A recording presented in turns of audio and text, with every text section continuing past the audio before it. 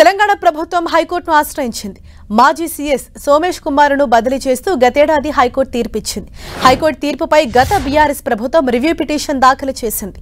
అయితే review petition withdraw చేసుకుంటున్నట్లు Revanth సర్కార్ హైకోర్టును ఆశ్రయించింది. దీనిపై స్పెషల్ బెంచ్ విచారించనుంది.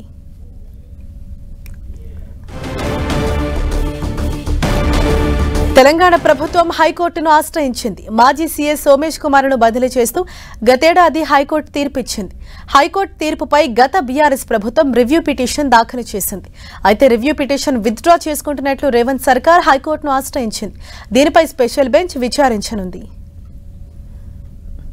దీనిపై మరింత సమాచారాన్ని మా ప్రతినిధి సునీల్ మనకు అందిస్తారు. సునీల్, తెలంగాణ నూతన ప్రభుత్వం మరొకసారి హైకోర్టుని ఆశ్రయించింది. ఇందులో ప్రధానంగా అప్పట్లో మాజీ చీఫ్ సెక్రటరీగా పనిచేసిన సోమేష్ కుమార్ ను గత ఏడాది క్రితమే తెలంగాణ హైకోర్టు ఆంధ్రప్రదేశ్ కు బదిలీ చేసింది. ఈ బదిలీ చేస్తూ ఉత్తర్వులు కూడా జారీ చేసింది. ఇంకా ఆంధ్రప్రదేశ్ కి బదిలీ చేయడంతో సోమేష్ కుమార్ ఆంధ్రప్రదేశ్ కు వెళ్లి రిపోర్ట్ చేయడం జరిగింది. ఆ తర్వాత మళ్ళీ అతను అక్కడ రిజైన్ చేసి వాలంటీర్ రిటైర్మెంట్ తీసుకొని తెలంగాణ గత ప్రభుత్వ సలహాదారుగా వ్యవహరించారు. అయితే అప్పట్లో ఉన్నటువంటి తెలంగాణ రాష్ట్ర ప్రభుత్వము బీఆర్ఎస్ ప్రభుత్వము గతంలో హైకోర్టు ఇచ్చినటువంటి పిటిషన్ పై రివ్యూ పిటిషన్ డివిజన్ బెంచ్ లో దాఖలు చేసింది.